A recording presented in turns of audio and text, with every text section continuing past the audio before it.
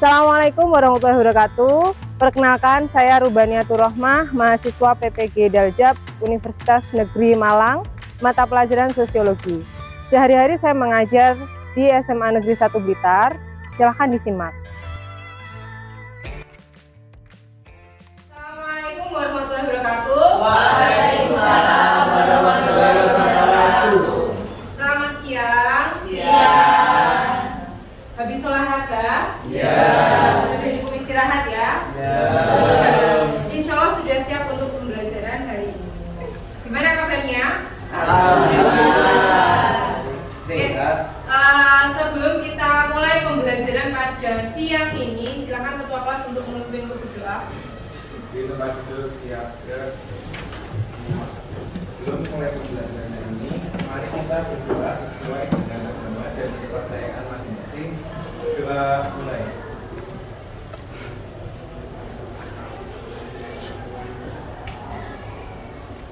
Selesai.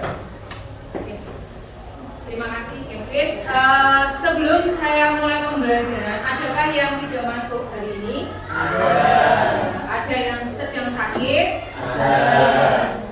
Semoga temannya yang sakit segera sembuh. Saya presensi dulu. Agatha dan Alfa Rizky, Aloysius, Anggun, Audi, Aulia, Azril, Darren, Salwa, Syifa, gue, Zahra.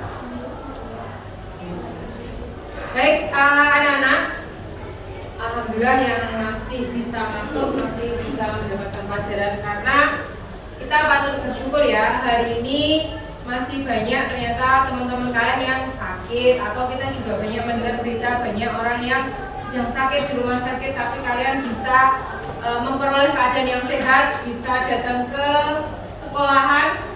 Ada yang dibawakan bekal hari ini? Ada yang dibawakan bekal, ada yang tidak. Nah, kita juga patut bersyukur kayak gitu, ya. Kemudian untuk hari ini kita akan mempelajari materi pengaruh diferensiasi sosial, konsep dari stratifikasi sosial. Untuk materi semalam sudah saya share di grup, ya. Nanti silahkan sambil dicek materinya. Sebelum kita lanjutkan, silahkan dicek kelas kalian apakah masih ada sampah kanan kirinya. Kalau ada sampah silahkan diambil, dibuang ke tempat sampah. Kemudian yang bajunya belum rapi silahkan dirapikan terlebih dahulu. Yang meja-mejanya ada makanan dan minuman disimpan terlebih dahulu.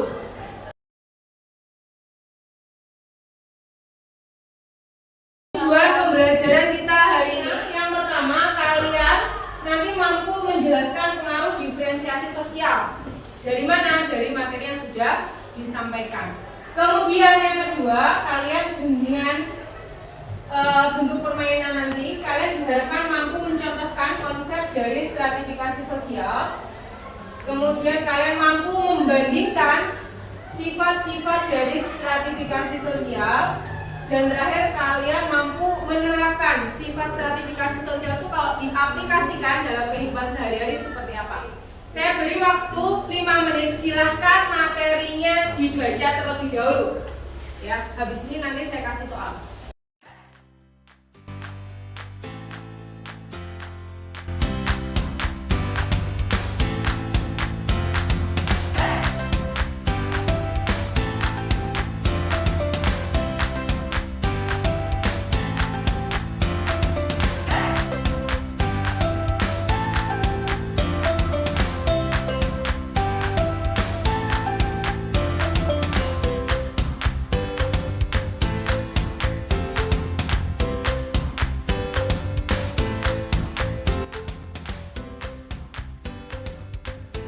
Baca dulu materinya.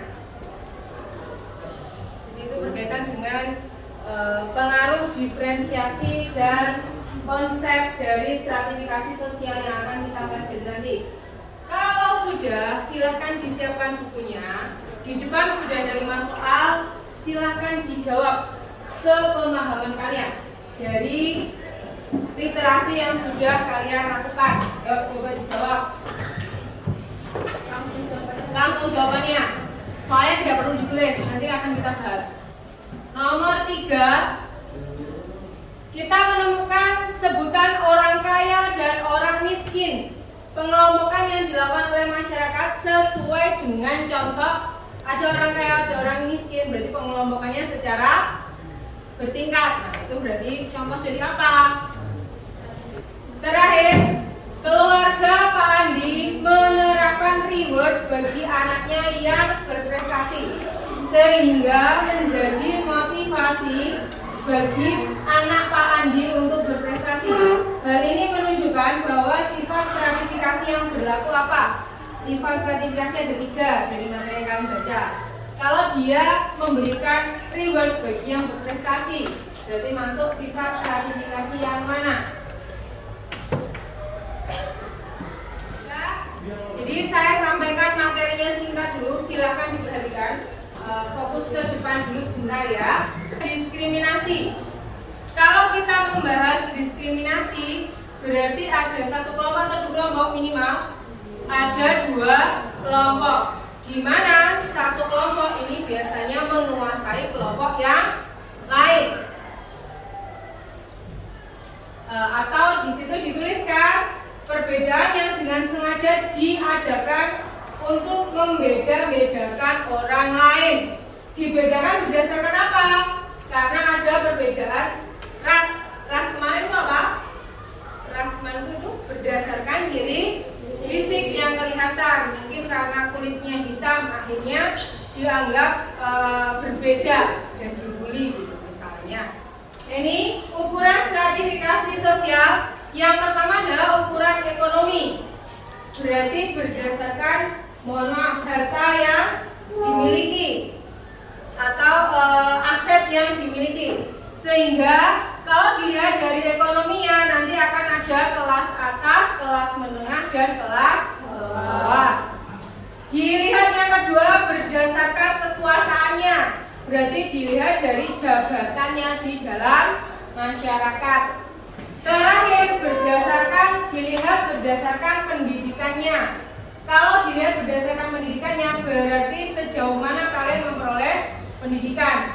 Jadi semakin tinggi pendidikannya, semakin tinggi statusnya di dalam masyarakat. Kalian yang sudah SMA otomatis lebih dihargai dibanding anak-anak yang masih SMP, masih SD. Kalian dianggap sudah dewasa, sudah bisa bertanggung jawab.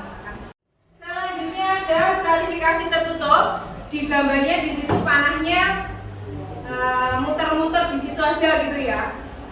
Ini menunjukkan tidak adanya perpindahan status. Kemudian masyarakatnya cenderung homogen dan statusnya biasanya diperoleh sejak lahir. Pada stratifikasi tertutup biasanya ada kepentingan dari tiap kelompok tersebut untuk mempertahankan kekuasaannya atau untuk mempertahankan apa yang sudah ada di dalam kelompok tersebut. Bisa kedudukan, kekuasaan, kemudian garis keturunan dan sebagainya. Kemudian fungsi stratifikasi yang pertama, kalau kalian lihat di situ ada pendistribusian hak dan kewajiban karena ini berkaitan dengan status dan peran yang kalian miliki.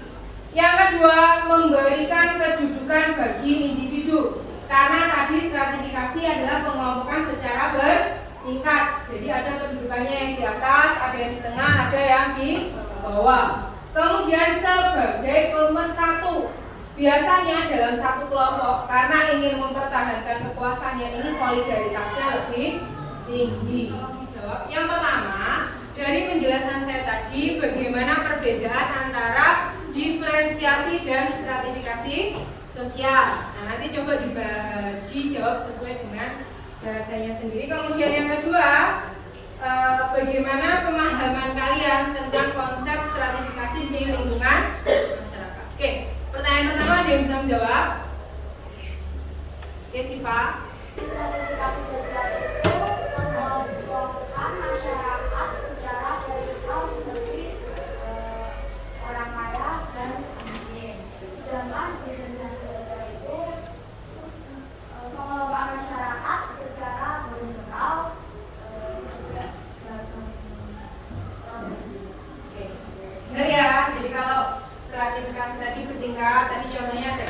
dan miskin. Sedangkan kalau yang diferensiasi menunjukkan adanya keberagaman mengarah ke profesi. Terima kasih. Jadi pertanyaan kedua, jelaskan pemahaman kalian tentang konsep stratifikasi. Saya ulang ya. Ada yang bisa menjawab? Oh ya, silakan jawab ya. Silakan dijawab. Stratifikasi sosial itu kelompokan yang berbeda bisa dilihat dari kekayaan atau pendidikan. Contohnya seperti tingkat di atas, menengah, bawah. Jika pendidikan itu seperti SD, SMP, SMA atau kelas 10, kelas 9 dan selanjutnya. Benar ya? Nah, terima kasih ya. Jadi ada 7 kelompok. Kelompok 1, kelompok 2, kelompok 3, kelompok 4, kelompok 5, kelompok 6, kelompok 7. Ya, kita masih menggunakan number head together. Dalam artian number head together itu kalian berdiskusi, number head paling berdekatan berdiskusi maksudnya ya. Jadi kalian berdiskusi untuk menyelesaikan permasalahan yang diberikan kepada kelompok kalian, gitu ya. Kemudian nanti siapa yang dipanggil, jadi ini satu kelompok ada 4 anak. Siapa anak punya nomor ya, 1 siapa, 2 siapa, 3 siapa, silakan ditunjukkan.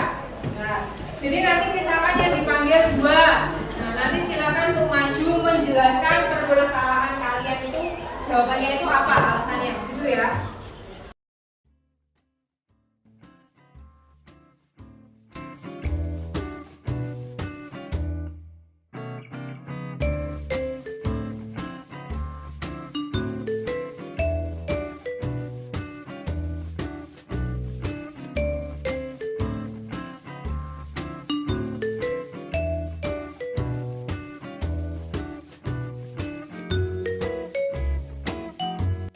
Silakan berdiskusi dengan kelompoknya. Saya beri waktu 10 menit untuk aja.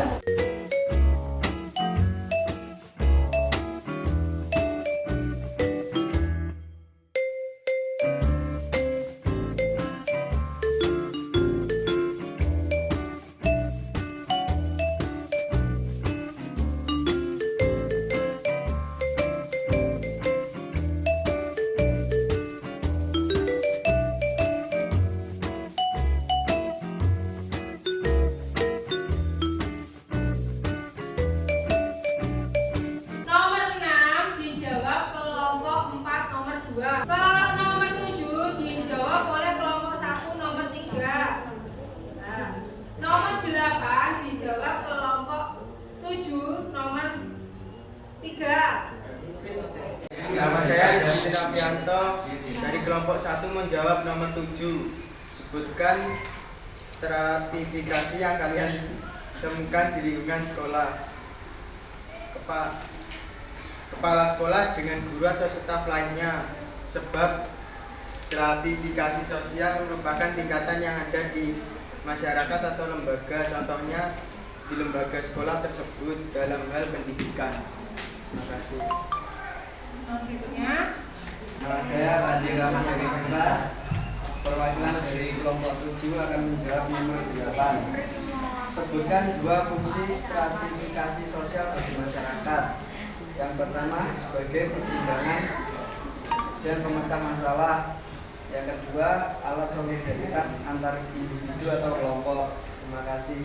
Prastio, perwakilan dari kelompok 5 akan menjawab pertanyaan nomor 9. Ketua menjalankan tugasnya untuk mengorganisir kelompok dan anggota mendukung kebijakan yang telah diputuskan bersama.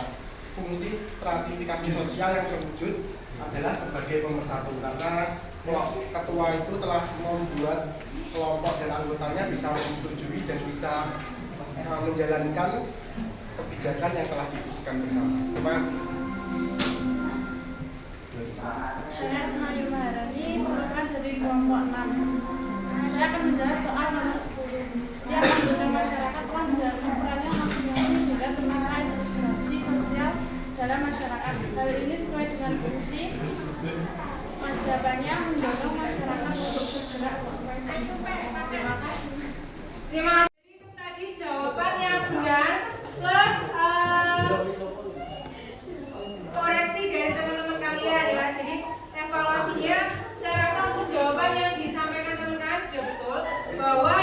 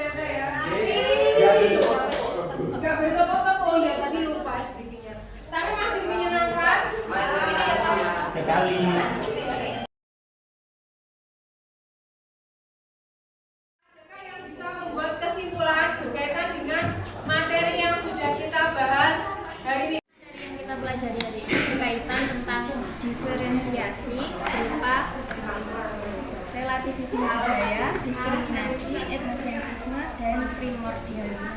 Selain itu kita juga mempelajari tentang pengelompokan masyarakat secara bertingkat atau disebut stratifikasi sosial. Stratifikasi sosial sendiri memiliki 3 sifat, yaitu terbuka, tertutup, dan campuran. Untuk pertemuan berikutnya kita akan membahas tentang kesetaraan sosial. Silakan kalian nanti mengeksplor materi berkaitan dengan kesetaraan sosial. Saya kira cukup untuk materi hari ini. Semoga materi yang saya sampaikan bisa kalian terima. Semoga dengan kegiatan yang sudah kalian lakukan bisa memperdalam pemahaman kalian terhadap materi pengaruh diferensiasi dan konsep stratifikasi sosial.